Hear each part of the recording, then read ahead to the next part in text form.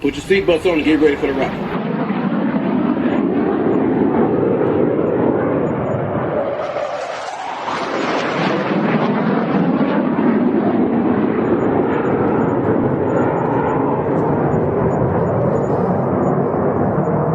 We're the freaking New York Jets, so we're built for this shit.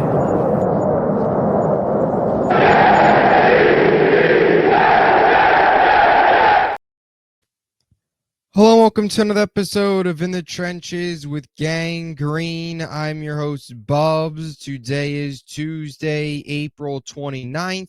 Hopefully everybody's having a good day so far today. This is episode 533 of the In the Trenches with Gang Green podcast. I thank you, as always, for joining me. For those tuning in on YouTube, make sure to please like and subscribe. Of course, appreciate all of those tuning in on all the different audio podcast platforms. And today I want to grade the New York Jets 2025 draft class, 7 total picks. We're going to go through each selection, grade each pick, and then at the end, I will make my full draft class grade with all 7 picks included. That's what we're going to do here on a Tuesday program as the dust and the fallout from the draft continues here with some UDFA signings and all the reaction and analysis from all 7 of the New York Jets draft picks. As always, though, before we begin, we got to get into our podcast partners, starting with our friends over at BetUS, America's favorite online sports book. If you want to get in on any of the sports betting action, check out BetUS. Use my link in the description of this video to get a 125% sign-up bonus on your first 3 deposits up to $2,000. Also, our friends over at SeatGeek. If you want the best tickets and hottest tickets in sports or entertainment, check out SeatGeek and use my promo code BUBSONSPORTS for $20 off your first purchase and get yourself out to some awesome events. You guys know the drill. It's not just sports tickets. It's anything. Plays, concerts, shows, you name it. SeatGeek has it. Bubs on Sports, $20 off your first purchase. And of course, our friends over at Huga House. If you want any of their wide range of hats or sweatshirts, check them out and use code BUBS for 15% off any purchase and get yourself some awesome Huga House swag. So here we go, episode 533. Thank you, as always, for joining me. Yesterday, we discussed some of the New York Jets UDFA signings. They made 15 signings so far to add to their undrafted free agents and add on to their roster here coming out of the draft. And of course, we covered all 3 days of the NFL draft. But now that we're, a couple days removed, now that we've got a little bit more time to kind of digest and analyze and look back on this draft class, I thought today would be a good day here to give you my New York Jets 2025 draft grades. Now, grading a draft class, I always say, is kind of interesting, and I say this every year I do this episode, because this is kind of grading the class based on how you think or how you like the pick, not necessarily a final grade, because to be honest, we don't know what any of these guys are going to do, right? At the end of the day, they're all kind of lottery, tickets at the end of the day. We have no clue what's going to happen with them.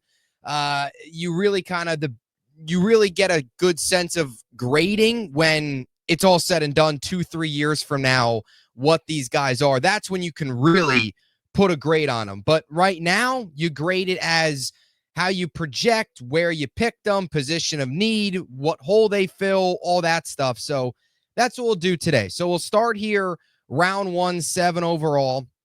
The New York Jets take Armand Membu, as we all know, right tackle out of Missouri. I think we all, Jet fans, stood, that Thursday night, and we expected 2 picks. It was either going to be Armand Membu, you get a right tackle, you finish off your offensive line, you fortify it, or you go Tyler Warren, you go with a tight end route, and the New York Jets chose the tackle route. And I like the move. I said it many times. I was totally on board with Armand Membu. You look at this New York Jets offensive line now. You've got 3 starters at the age of 27 or younger. Membu himself, very, very young, just 21.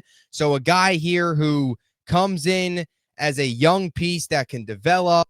And now in a perfect world, you have your two bookend tackles in Armand Membu, who is 21, and in Olu Fashanu, Fashanu rather, who is 22. So you like that aspect. You like your interior of this offensive line. It was the final piece, and you needed a right tackle, and you got a right tackle. We all know what Membu brings to the table, right? His athleticism, of course, is off the charts.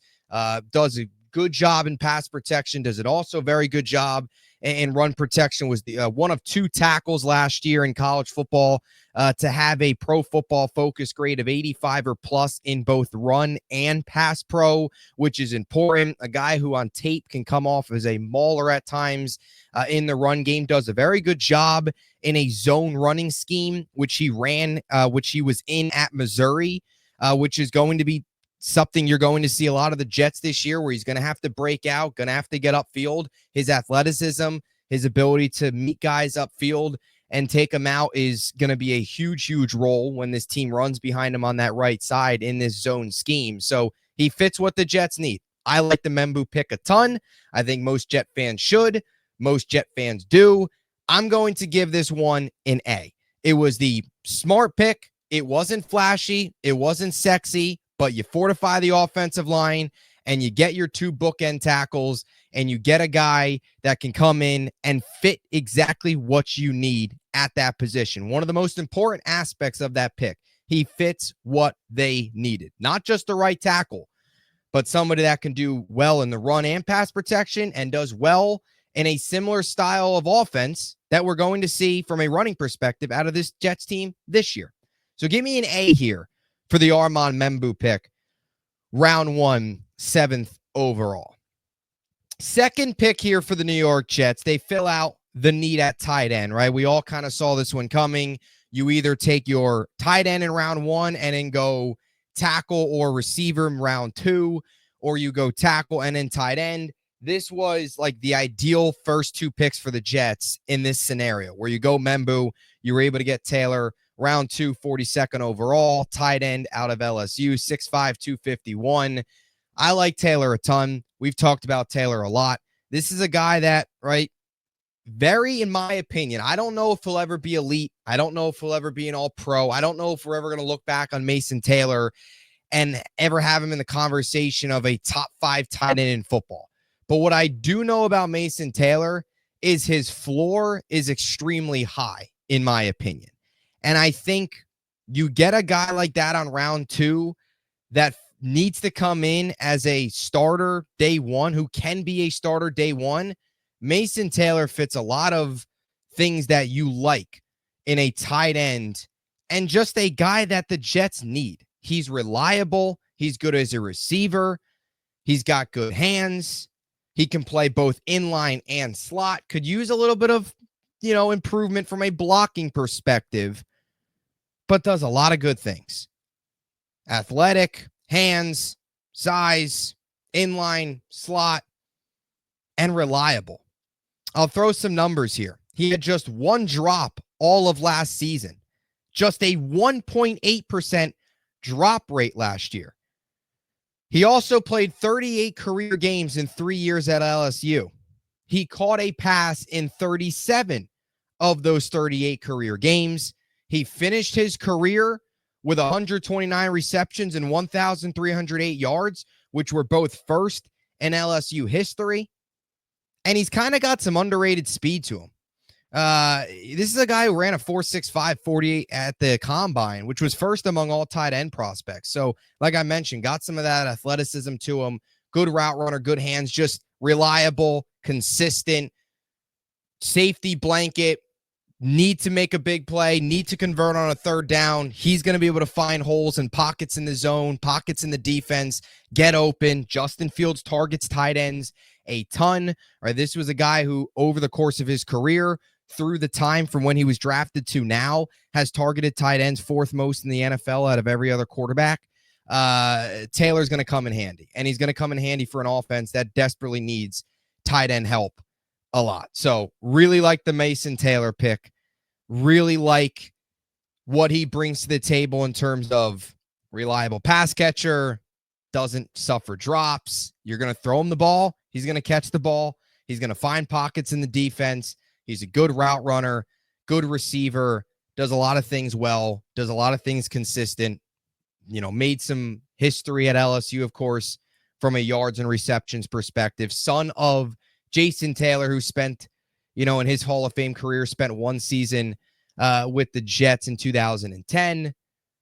See the Mason Taylor pics of him at a Jet game in 2010. So pretty cool backstory there as well. I'll give this one an A-, second round pick. Get your tight end filled. You get a tackle. You get a tight end. 2 important picks. Jets find those 2 in the top 42 overall in this draft. All right, moving on now to round 3. I would say this was probably the biggest curveball, right, of the draft for the Jets up to this point, where I think a lot of us, myself included, expected the team at this point to go wide receiver. Jalen Noel and guys like that were still on the board. I personally think, just looking back on it, if Kyle Williams, who was selected a few picks earlier from New England, if he was on the board, I think the Jets would have taken Kyle Williams. They had him in for a top 30 visit, and you look at a lot of the Jets selections, guys who they had in on top 30 visits, they ended up drafting. Even some UDFAs like Dean Clark, they had in for a top 30 visit, and they signed him as well, safety out of Fresno State. So they put a lot of stock into those top 30 visits, and I thought they probably would have went with Kyle Williams, but I even think in this spot you could have went Jalen Noel, and that's would have been my preference. Like this, to me, in my opinion, I would have preferred just hammer out the offense, go 3 straight offensive picks, and then focus on some of these defensive needs on day 3. They didn't do that here. And the Azareye'h Thomas pick, cornerback out of Florida State, I want to make this clear. I didn't love the pick at first, and I still don't love the pick, but I understand it, and I'm totally okay with it. He's a very good prospect, and this is a very good value pick. And I think that is something that we've got to put into account here. It's not, the Jets could have went maybe bigger need here, but when you look at Azareye'h Thomas and what he brings to the table, he's a very good prospect.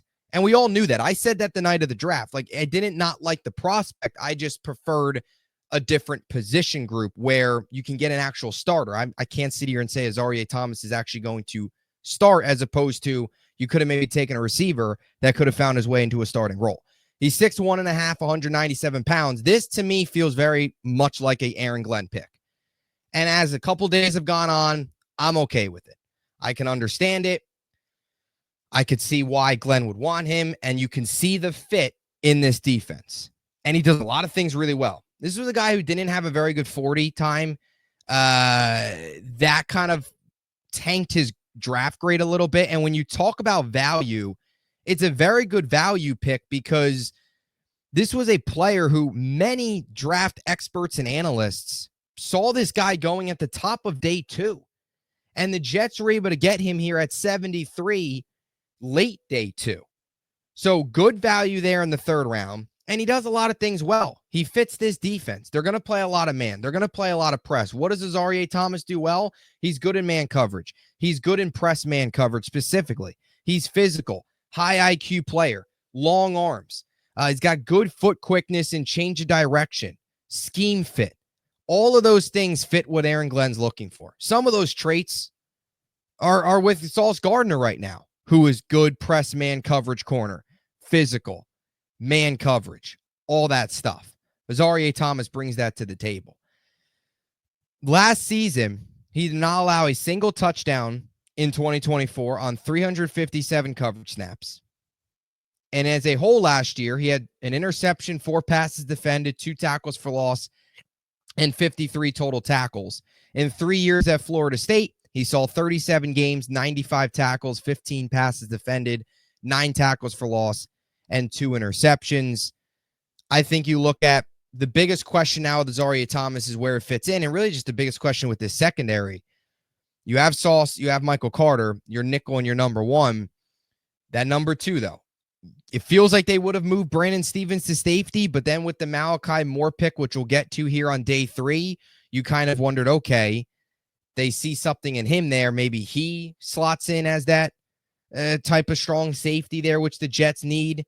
Although there was some thought that Steven moves to safety, which still could happen, and Azarie Thomas moves to cornerback too. However it plays out, it's an intriguing prospect. It's a good value pick here. I'll give it a B. This was a Glenn guy. He gets one of his guys at a spot where probably not many saw him falling to. So I'll give this one a B. So overall, first three picks, I think you like a lot if you're a Jet fan. And I was totally good with it. Day three is where I thought there was some meat left on the bone and where I didn't love everything the Jets did. I'll start here in round 4, pick 110, Arian Smith. Out of the entire draft class, this is by far the most questionable, head-scratching pick. I want to see Arian Smith do great. I do. We all do, right? We're all Jet fans. We want to have, see him do successful. I'd love to be wrong. But there is just so many concerns in my eyes, and there's just so many questions as to why he was taken here, what the Jets really see in him. And I get the Jameson Williams comparisons. I get all that, where it's that speed, that burner, that vertical threat. But there is just so many things he's got to work on.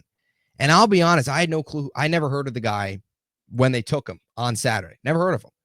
And you look at a lot of the draft analysts, this was a guy who people saw going in the 6th, 7th round to even some as an undrafted free agent. If you would have told me they could have gotten a guy in Arian Smith as a 6th or 7th round pick or a UDFA, fine. But in the 4th round, when a Jalen Royals or an Alec Manor was still on the board, I just don't understand it at all. He's a speedster. That's it. This is probably more so a guy that projects better on special teams at the NFL level than as an actual receiver. Realistically, is probably a 4 or number 5 who provides special teams value, and you just don't take that in round number 4. And I'll say it again, prove me wrong. Be great. Turn into Jameson Williams for this offense. That'd be excellent. I hope that's the case, but he's got major drop issues, so not good hands. He's not good against press coverage. He doesn't do a good job separating from corners. He's not a good route runner. Just about everything you want in a wide receiver outside of speed, Arian Smith doesn't bring it to the table. And to take a guy like this in the 4th round, I just think was a crazy, crazy reach, considering some of the other more complete wide receivers that were still on the board at that point, when you could have gotten Arian Smith later on or in undrafted free agency. And that's kind of your project. But walking away with Arian Smith in the 4th round just doesn't make sense. And on top of some of the struggles that he's had on the field, this is a guy that struggled to stay on the field. He's dealt with a few injuries in his career, which has seen him to see limited playing time. Really only up until this year, he was healthy for a full season. So that's a concern as well. Last year, 817 yards, 4 touchdowns, 48 receptions. In his career, 1,356 yards, 10 touchdowns, 68 catches in 47 games. He had 10 drops last year, 16.7% drop rate on catchable targets, 17.2% overall drop rate, and just a 22.2% contested catch rate. So not a lot of good there. I think I'm kind of in the between here. I think D+, C- is probably the grade here. I wrote down D+. Maybe that's a little too harsh. But to me, taking a guy that could have been an undrafted free agent, and I've indulged just a little bit to learn more about him the last couple of days. I've seen some film clips on him as well, just to try and get a little bit more information. This was probably a guy that was headed towards undrafted free agency. So taking a guy like that, and in 3-4 rounds earlier than really was supposed to go, I think this is a D+, personally, considering what was still on the board and where they take him and where he was projected. Prove me wrong. That's just how I see it right now. All right, next pick here, 4th round, 130. I mentioned this when we did our day 3 recap. I thought this was a nice bounce back here for the New York Jets after a questionable pick in Arian Smith. You go out and get Malachi Moore, safety, out of Alabama, 5'11", 196-pound senior. And we talked about Azareye'h Thomas being a guy that Aaron Glenn would want in a player. I think Malachi Moore is right there with him. 5 seasons in college football, all at Alabama. Actually kind of funny, was teammates with Brian Branch, who Glenn coached in Detroit, was teammates with him at Alabama. And Glenn talked about in his post-draft press conference on Saturday that he called Brian Branch to ask him about Malachi Moore as a player, person, all that stuff. And then, of course, they turned the card in here on day number 3. Really successful collegiate career. And I really, under the radar, solid ad for this team on day 3 of the draft. By far their best pick of the day. 70 tackles last year, 8 passes defended, a sack, 2 picks, 3 tackles for loss. In his career, he had 214 tackles, 25 passes defended, 2.5 sacks, 7 picks, 16 tackles for loss. The production was there. You watch him play. The high level of play is there. He's versatile. He not only plays safety, but he's got some experience as well, nickel and at corner. So that's something that could translate well to the NFL. Anytime you get guys with versatility in the secondary, he's a high IQ player, good production, and very experienced. He was a 4-year starter. He was a team captain, and he did all that under Nick Saban, right? Before, his final year when Nick Saban moved on. But be a captain, be a 4-year starter, start your second year at one of the top programs in the country, to bring that leadership role, to bring that experience, take that with you into the NFL. That's an impressive resume, and that's very intriguing. And the way he plays the game, his high football IQ, the physicality, the versatility, the leadership, all that stuff, the experience, that all is what Glenn and this regime want in a player. So see the fit there. Safety help. This is a guy that could start. He's got the potential. Not the most athletic, not the longest, but up here is very smart. Just pointing to my head for the audio audience. And good leader, experience. Feels like a very high floor. Just a very high floor, like he can come in and he's going to be able to contribute. So I like Malachi Moore a lot, safety at Alabama. I'll give this one a B here. Definitely, in my opinion, the best pick of day 3. Final 2 picks here. Both guys out of Miami. Round 5, 162. Francisco, also known as Kiko Maui Noah, linebacker, Miami, 6'2", 233 senior. Little bit of a bigger linebacker. The Jets right now don't really have big linebackers necessarily. They're all kind of a little bit on the smaller end, right? Quincy Williams is kind of smaller. Even Jamien Sherwood was once a safety turned linebacker, so he's a bit on the smaller end. So the Jets get a bigger linebacker here to fill some depth there. I personally, just in this spot, would have preferred a defensive tackle. And I know they picked up 2 DTs in UDFA and undrafted free agency, but I think in a deep defensive tackle class, you could have gotten a good defensive tackle still on the board as just a mauler and a run stuffer next to Quinn Williams. They don't do that. They take a linebacker instead. He does some things well. He's pretty athletic for his size. He's got good instincts, especially against the run. Does a good job blitzing packages as well, which is something I think you're going to see the Jets use a lot more of with their linebackers. Blitzing and getting down to the line of scrimmage and dropping down and clogging running lanes with good vision, good football IQ. He brings that to the table. And he also can bring some special teams value as well. Good sideline to sideline speed, good against the run, clogs those running lanes. In his career, he played 51 games across 4 seasons, 2 at Washington State and 2 at Miami, 255 total tackles, 9 passes defended, 13 sacks, 36 tackles for loss, which I think speaks to his ability to get into the backfield and drop down and make plays. He had 18 tackles for losses in 2023 as well. So a guy that at times is a tackling for loss machine. I personally here, though, just, again, would have preferred like a different position. But this is a player who is, a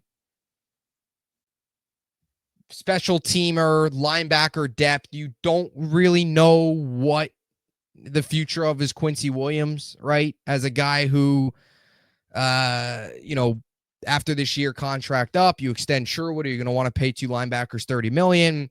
Who knows? So he could find a role deeper. I'll give this one a C. I don't hate it. I don't love it. I think it's an average pick, developmental pick, linebacker depth, special teams piece, and Kiko Maui Noah. Final pick here, round 5, 176, was Tyler Barron, also out of Miami Edge, was actually coached by Jason Taylor, father of Mason Taylor, as we know, who's the defensive end coach at Miami, so the connection there. 6'5", 258, senior. I actually have this pick's kind of grown on me a little bit, to be honest. 5 years in college football, 4 with Tennessee, and in his lone season last year with Miami. You just look at some of the numbers, very impressive. Had 5.5 sacks last year, which was good production. 11 tackles for loss, 10 quarterback hits, 28 quarterback hurries. And some of his pressure and pass rush rates were really impressive. So he had a 15.5% pressure rate and an 18.7% pass rush win rate. A guy who in his career has logged 19 sacks, which I think is impressive. 39 tackles for loss in 61 games, 139 tackles. He's physical, got good size, both height and weight. Kind of more of your prototypical like bull rushing edge, and pretty athletic. He could work on some more counters and some more pass rushing moves, and he does tend to jump and create, jump and get penalized sometimes. So discipline-wise, be a little bit smarter. But I look at Tyler Barron, and this is why I can get on board with the pick. Not only just seeing some clips and doing some more research on him and looking at some of the numbers has this pick grown on me a little bit more, but you look at the way this Jets edge room is shaped out. Like, if he can come in and be a Michael Clemens replacement in a way as your early down rotational edge rusher, I think that's a plus, kind of addition by subtraction, right? You move on, Clemens out the door, and you bring in Barron as a 5th round pick to take over the role that Michael Clemens never really had, or never really lived up to, I should say, here. Hopefully Michael Clemens is not on this roster this year. He should not be. If Tyler Barron can do that, I think then this isn't a bad pick. That's how I view it for a 5th round edge rusher. So I'll give this one a B-. Overall, though, I think the Jets left some meat on the bone in day 3. I think you could have did a lot better at wide receiver, and I think you could have taken a defensive tackle, preferably probably instead of Maui Noah. You could have went DT, being a bigger need, being a deep class, but they obviously see something in these guys. Day 3 oftentimes is also just kind of taking flyers on some guys with upside, because none of these guys are really going to start. Maybe Moore can find a way here to slip on with a, safety room that needs some help, but most of these guys are developmental projects as opposed to your day 1 and 2 guys, where they're more so can come in and start right away. But day 3, I think, left some meat on the bone. Day 2 was strong. And of course, day 1, Armand Membu, smart pick. So again, Membu A, Taylor A-, Azarie Thomas B, Arian Smith D+, Malachi Moore B, Francisco Maui Noah C, Tyler Barron B-. Overall, I'm going to give this one a B for the Jets. I think this is a solid class overall.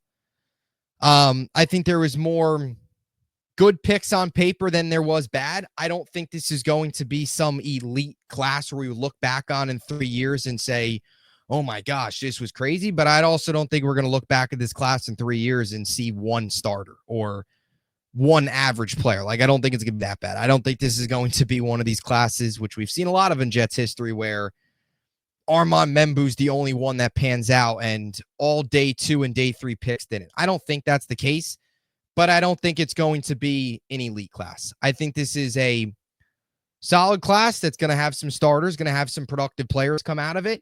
And I think that's where you give it a B. I think it was an okay start, a solid start for Darren Muji and Aaron Glenn, and now you continue to build on it. And I'll say this again with all these grades. This is just grading it now in the moment based on how you're projecting these players and where they fit. We all don't know what the actual grade will be until Maybe as early as after next year, you'll get a good idea of where it's headed, especially with guys like Membu and Mason Taylor, who should start right away. But more than likely, as always, it's going to take probably 2 to 3 years to really know what all these draft classes are like. But I think on paper, it's a solid start for Muji and Glenn. I think it'll be a solid class. That's how I view it. B is my overall, all 7 picks combined, B for the New York Jets. What is your grade for the New York Jets 2025 draft class? Let me know in the comments section down below. Higher or lower than mine? Agree with my grade? Don't agree with my grade? Let me know in the comments section down below. As always, appreciate your support. We'll be back with a lot more content coming your way. Until next time, Jets, Jets, Jets, Jets.